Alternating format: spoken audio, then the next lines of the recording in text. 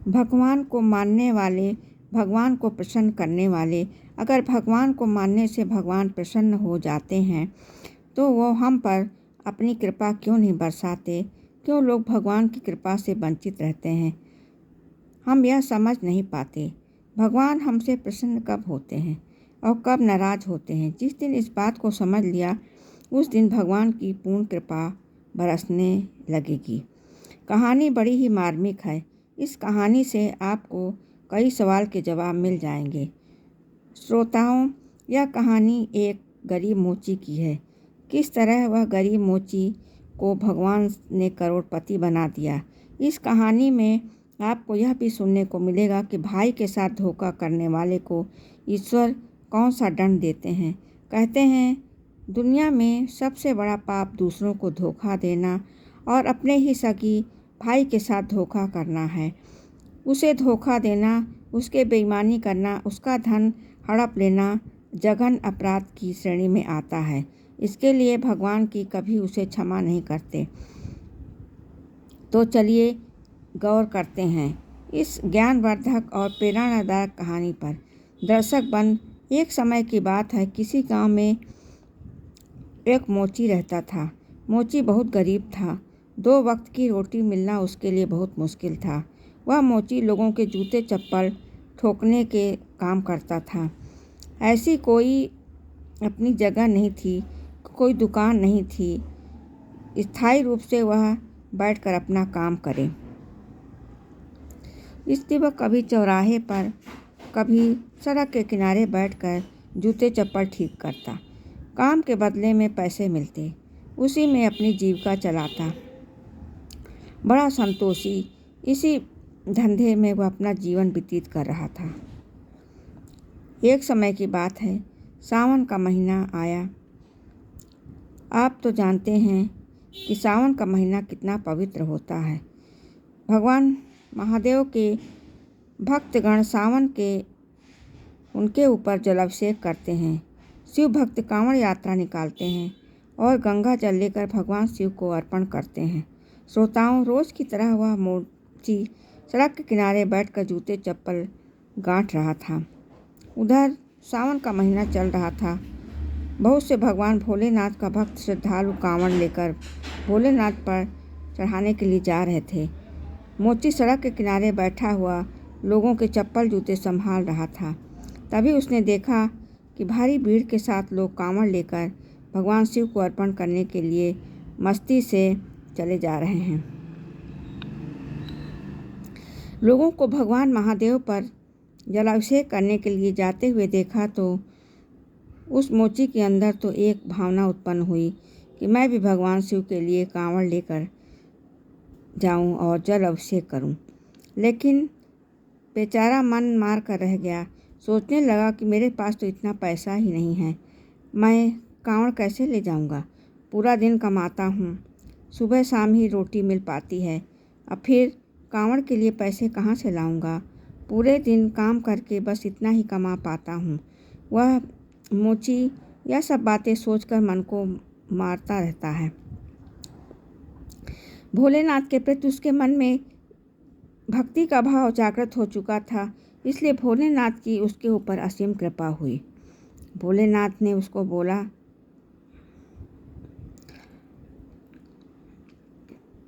उसने फैसला लिया कि भोलेनाथ का मैं दर्शन करूंगा, कांवड़ लेकर जलाभिषेक जरूर करूंगा, लेकिन अभी नहीं तो अगले साल।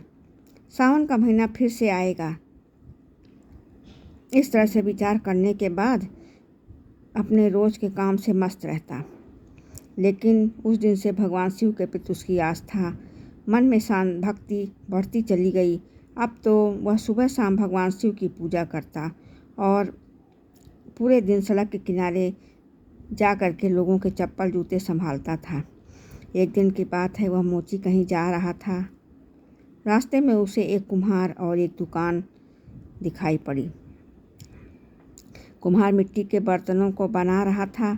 उस मोची की नज़र पहुंचते ही उसने देखा कि वहां पर एक गुल्लक रखी हुई है जिसमें पैसे भरे जाते हैं। मोची ने उस गुल्लक को देखा तो विचार किया कि मैं रोज़ तो पैसे कमाता हूँ, उनमें से 2-4 पैसे बचा बचा कर इस गुल्लक में डालता रहूँगा।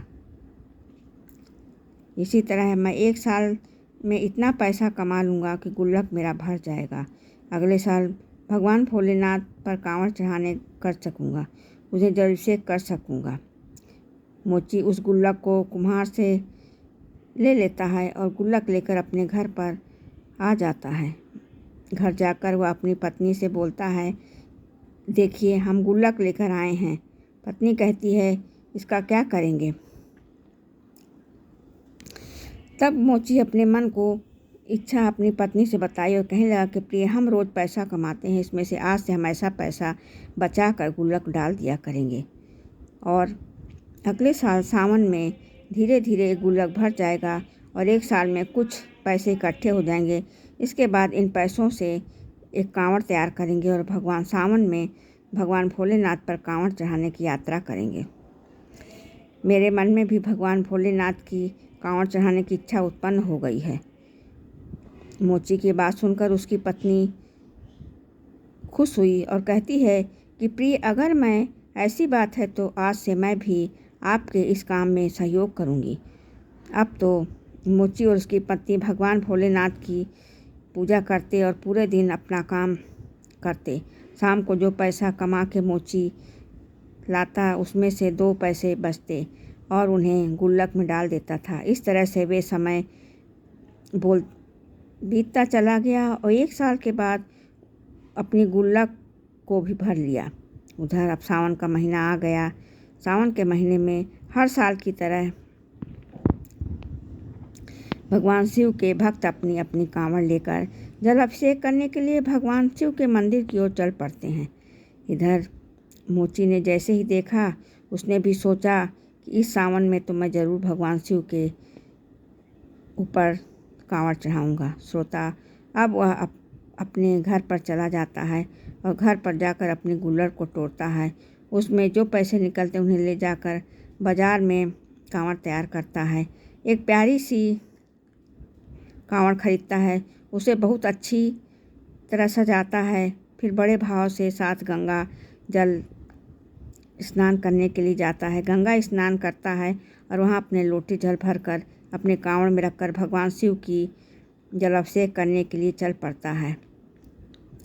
अब तो शिव के मंदिर की ओर वह बड़ा ही खुश होकर शिव का गुणगान करता हुआ मोची चला जा रहा था। कांवड़ उसने अपनी कांधे पर रखी हुई थी। बड़ी ही मस्ती से, बड़े ही भाव के साथ, निष्काम भाव से भगवान शिव के मंदिर की ओर चलता चला जा रहा था। उधर भगवान शिव माता पार्वती यह दृश्य देखकर कहते हैं कि हे प्रभु, यह काम मोची कितना मेहनती है, इतनी भक्ति के साथ यहाँ आ रहा है, इसके ऊपर कृपा करिए। भगवान भोलेनाथ बोलते हैं कि यह कांवड़ चढ़ाने के बाद इसके ऊपर असीम कृपा हो जाएगी। भगवान भोलेनाथ उसकी भक्ति और देखकर जब वह पहुँच जाता है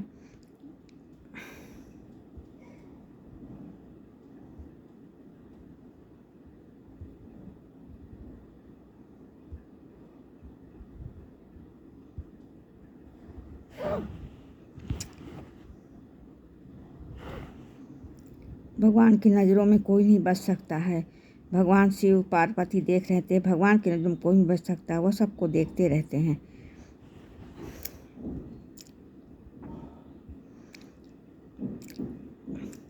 वह सबको देखते रहते हैं।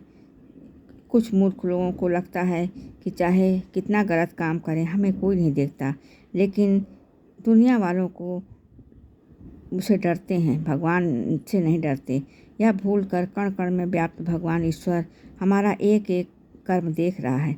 भगवान शिव माता पार्वती देख रहे हैं। माता पार्वती ने कहा, प्रभु देखो कितना प्रिय भक्त है, 1 साल से बेचारा इस दिन के लिए इंतज़ार कर रहा था, पैसा कमा रहा था। 1 साल के बाद पैसा इकट्ठा करके इसने कांवड़ बनाई और अपने ऊपर जल चढ़ाने के लिए बड़े प्रेम भाव से आ रहा है, चला जा रहा है।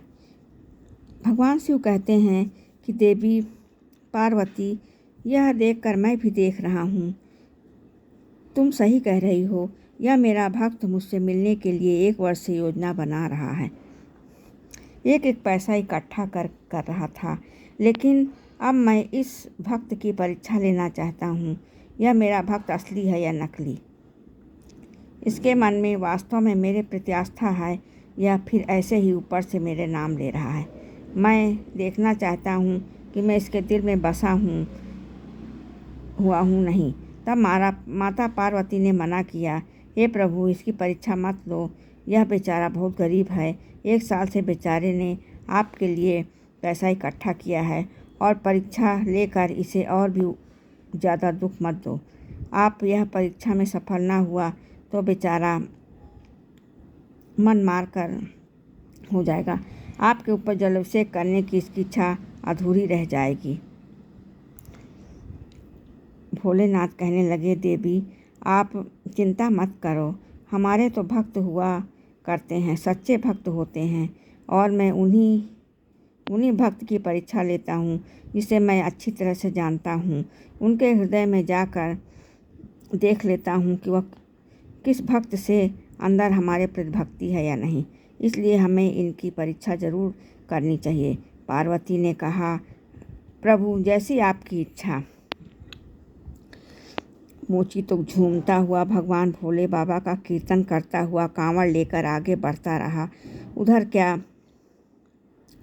भोलेनाथ को बूढ़े बाबा का भैंसा बनाते हैं और जिस रास्ते से कांवड़ जा रही रहती है, अपने अपने कांवड़ लेकर उसमें से जल लेकर चले जा रहे थे। उसी रास्ते में जा कर के भगवान भोलेनाथ बूढ़े बाबा का भेष बनाकर बैठ जाते हैं। अब तो उस रास्ते से जो भी कांवड़ निकलता था, भगवान भोले बाबा उनसे पानी मांगते थे। हे भाई, मुझे थोड़ा सा पानी पिला दो, मैं बहुत प्यासा हूँ। प्यासे की वजह से मेरा दम निकला जा रहा है। कृपया मुझे पानी पिला दो, मेरी जान बचाइए। एक दीनहीन बूढ़े आदमी की देखकर कांवड़ वाले उसे देखते ही कहते हैं, कैसा पागल बूढ़ा है, वो बैठा हुआ है, कह रहा है कि जल पिला दो। इसे यह भी नहीं पता कि यह जल हमें भगवान शिव को अभिषेक के रूप में चढ़ाना है। अगर यह जल हम इसे पिला देंगे तो भगवान भोलेनाथ पर क्या चढ़ाएंगे? अब यह बूढ़ा मरे तो मर जाए, हमें इससे कोई मतलब नहीं है। हम इससे पान पिलाकर अपनी यात्रा रद्द नहीं कर सकते। वहाँ से कितने सिद्धार्थ गुजर जाते हैं, कोई उस बाबा को पानी नहीं पिलाता। भगवान शिव बूढ़े भेष देकर पानी का आग्रह करते रहते, मगर कोई उन्हें पानी पिलाने के लिए तैयार नहीं होता है। माता पार्वती देख रही थी कि इतने लोगों में से कोई भी मेरे स्वामी को जल नहीं दे रहा है। कैसी भक्ति है यह! मनुष्य दुख किसी को नजर नहीं आता। बहुत देर के बाद जब वही मोची निकलता है, भगवान की भक्ति में लीन था, वैसे ही उनके सम्मुख आता है, भगवान के पास से होकर गुजरता है। बूढ़े बाबा के भेष में बैठे हुए भगवान भोलेनाथ उसे रोक लेते हैं और कहते हैं, बेटा, मैं बहुत प्यासा हूँ, प्यास तो मेरा दम निकल रहा है। अगर मुझे पानी नहीं पिलाओगे तो मैं मर जाऊँगा। मैंने कई कांवड़ियों से मांगा, लेकिन एक बूंद भी जल किसी ने नहीं दिया। मैं प्यास से मर जाऊँगा। कैसे यह भोलेनाथ के भक्त हैं जो किसी से प्यासे को एक बूंद पानी भी नहीं पिला सकते। बेटा, बहुत बड़ी मेहरबानी होगी अगर आप हमें यह जल पिला देंगे। जिस लोटे से आप जल लेकर जा रहे हो, वह जल ही मुझे पिला दो, मेरी जान बच जाएगी। बूढ़े बाबा की बात सुनकर मोची को रुक जाता है और बूढ़े बाबा की ओर गौर से देखता है। सोचता है कि यह बाबा बहुत ही प्यासा मालूम पड़ रहे हैं, इसलिए मुझसे जल मांग रहे हैं। जल तो मैं इन्हें पिला दूं, लेकिन यह जल तो मैं भोले बाबा के ऊपर चढ़ाने के लिए ले जा रहा हूँ। मैंने 1 साल से पैसे इकट्ठे किए थे, तब वह कांवड़ सजा पाई है। बड़ी मेहनत की है, बड़ी खुशी से यह कांवड़ में जल लेकर मैं जा रहा हूँ।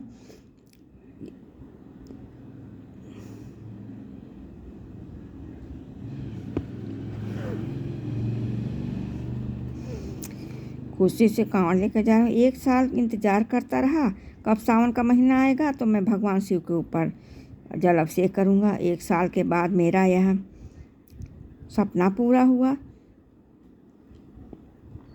सोच विचार में डूबा हुआ मोची इतने में बूढ़े बाबा कहते हैं, बेटा क्या सोच रहे हो? प्यासा से मरा जा रहा हूँ, जल्दी से पानी पिला दो, नहीं तो मेरी मृत्यु हो जाएगी। बूढ़े बाबा को पानी पिलाने के लिए गिड़गिड़ाते हुए देखकर मोची एकदम करुणाओं से भर जाता है। उसने तुरंत भगवान भोलेनाथ से क्षमा मांगी और कहने लगा, प्रभु मुझे क्षमा करना, यह कांवड़ जल अगले साल तुम पर चढ़ा दूंगा, फिर पैसा इकट्ठा करूंगा, फिर से गुल्लक जमा करूंगा और अगले साल जब सावन आएगा तब मैं यह जल आपको फिर अर्पण करूंगा। यह जल तो मैं इस बूढ़े बाबा को पिलाए देता हूँ। हे प्रभु मुझे क्षमा करना, क्योंकि यह बूढ़े बाबा प्यास से व्याकुल होकर मर जाएंगे। मेरा धर्म है कि मैं पानी पिलाकर इनकी जान बचाऊं। अगर यह जल बिना मर जाएंगे तो मेरा आपके ऊपर जल अभिषेक करना व्यर्थ हो जाएगा। सर्वप्रथम मेरा धर्म है कि मैं इनकी जान बचाऊं। अगर पानी के बिना यह मर जाएंगे तो मुझे भारी पाप लगेगा। यही सोचकर मोची ने वो जल बूढ़े बाबा को पिला दिया। उसे नहीं मालूम था कि बूढ़े बाबा ही भगवान शिव हैं, लेकिन उसने मानव सेवा के अपना सबसे बड़ा धर्म समझा और उन्हें पानी पिला दिया। उसके बाद जब उसकी प्यास शांत होती है तो मोची उन्हें प्रणाम करता है और कहता है, बाबा अब मैं अपने घर वापस जा रहा हूँ, क्योंकि अब मेरे पास भोले बाबा को चढ़ाने की जल तो लिए है नहीं। कोई बात नहीं, मैं भगवान को जल अगली वर्ष चढ़ा दूँगा। वह मोची अपने घर जाने के लिए वापस चलने लगता है। भगवान शिव जो बूढ़े बाबा के भेष में थे वो रोक लेते हैं और कहते हैं, बेटा रुक जाओ, तुम अपने घर जा रहे हो और घर कभी खाली हाथ नहीं जाते हैं। जब भी आप घर जाएं तो कुछ ना कुछ लेकर जाएं। मैं तुम्हें कुछ दे रहा हूँ, इसे लेते जाओ। मोची सोचने लगा, पता नहीं है बूढ़े बाबा क्या देंगे। जब आप दिया ठीक है, जैसी आपकी मर्जी। भोले बाबा ने बेलपत्र निकाले और उन बेलपत्र को उस मोची को दे दिया और कहा, यह बेलपत्र तुम अपने लोटे में रख लेना और वह लोटा ले जाना, और शाम के लिए जहाँ तुम पूजा करते हो उस जगह को लीप कर इस लोटे को बंद कर देना, रख देना, और सुबह दोनों पति पत्नी उठना और पूजा करने के बाद वह लोटा खोल कर देखना। भोले बाबा जो थे वह बेलपत्र देने के बाद वहाँ से चल दिए। कुछ दूर आगे जाकर अंतर्ध्यान हो गए और मोची जो था वह वहीं से अपने घर वापस आ गया। जाता है घर जाकर वह अपनी पत्नी को सारी बात हकीकत बताई। पत्नी कहती है, कोई बात नहीं, अगले साल भगवान शिव के लिए जल चढ़ा देना। तब मोची कहता है, प्रिय, जिन बूढ़े बाबा को मैंने जल पिलाया था उन्होंने यह लोटा दिया है, अब इस जगह लीपिए और वहाँ पूजा करते हैं। उन्होंने कहा है कि यह जगह पर लोटा बंद करके रख देना, सुबह पूजा करने के बाद उस लोटे को खोल कर देखना। उसकी पत्नी ने जो उसने बताया जगह लीपी और लोटे को बंद करके उसी जगह रख दिया। सवेरा हुआ और सुबह जब पति पत्नी जागे, स्नान ध्यान किया, पूजा पाठ करने के बाद जब मोची लोटा खोलता है तो वह देखकर हैरान रह जाता है। उसने देखा कि लोटा सोने की मोहरों से भरा हुआ था। मोची ने जब लोटे में सोने की मोहरें देखी तो उसकी आंखों में आंसू आ गए। वे दोनों पति पत्नी रोने लगे और कहने लगते हैं कि प्रभु, यह तो अपार धन है, लगता है कि भोलेनाथ ने हम पर कृपा की है। मोची अपनी आंखों में आंसू बहाते हुए अपनी पत्नी से कहने लगा, प्रिय, देख रही हो, मुझे लगता है कि उस बूढ़े बाबा के भेष में भोलेनाथ ही थे। मैंने यह जल भोलेनाथ को ही पिलाया था, इसलिए मैं उन्हें पहचान नहीं पाया। धन्य है प्रभु तुम्हारी लीला। उन्हीं की कृपा से यह बेलपत्र सोने की मोहरों में बदल गए। अब तो मोची की श्रद्धा भगवान भोलेनाथ में और बढ़ जाती है और सोने की मोहरें देखकर दोनों पति पत्नी बहुत खुश होते हैं। इसके बाद उन्हीं मोहरों को बेचकर मोची एक दुकान खरीदता है और उसमें से अपना जूता चप्पल का काम शुरू करता है। धीरे धीरे उसकी दुकान बहुत आगे अच्छी चलने लगती है। भोले बाबा की कृपा से उसने अपनी इतनी तरक्की कर ली कि उसने बहुत सारा पैसा कमा लिया। पैसा कमाने के बाद उसने एक अच्छा सा मकान बनाया और उसमें आनंद से रहने लगे। भगवान भोलेनाथ की भक्ति में डूब जाते हैं क्योंकि उनके पास कोई पैसा नहीं है। वह मोची पैसे वाला तो बन गया लेकिन भोलेनाथ की भक्ति करना नहीं छोड़ा। कुछ लोग ऐसे भी होते हैं, अगर भगवान उनके ऊपर कृपा कर दें तो वो घर में धन दौलत से भंडार भर लेते हैं, वे भगवान को भूल जाते हैं। लेकिन मोची ने भगवान को नहीं भूला और दिन प्रतिदिन भगवान की भक्ति करता रहा। खुशियाँ भगवान शिव उसके घर में देती रहीं और सारे भंडार उसके भरते रहे। उधर उस मोची का एक भाई था जिसकी पहले से ही एक दुकान थी, वह बहुत ही अच्छी तरह चल रही थी। अचानक उसने देखा कि सड़क के किनारे बैठकर जो मेरा भाई रोज़ जूता चप्पल ठीक करता था, उसके सुबह शाम की रोटी मिलना भी मुश्किल था। वह आज अचानक से इतना पैसा वाला बड़ा सेठ बन गया। वह इतना गरीब बड़ा पैसे वाला कैसे बन गया? उसने दुकान भी खरीद ली और एक अच्छा सा घर भी बना लिया। इसके बाद से तो बहुत पैसा है। अपने भाई की तरक्की देखकर उसकी छाती जल रही थी, उसके कलेजे में सांप लौटता था। मोची के भाई की तरक्की उसे हजम नहीं होती थी। अब वह उस बात से दुखी रहने लगा। दिन रात मन ही मन अपने भाई से द्वेष करने लगा। सोता हूँ, स्वाभाविक ही कि अगर आपके पास धन अधिक हो जाता है, आपकी कमाई अच्छी होने लगती है तो लोग ईर्ष्या करने लगते हैं।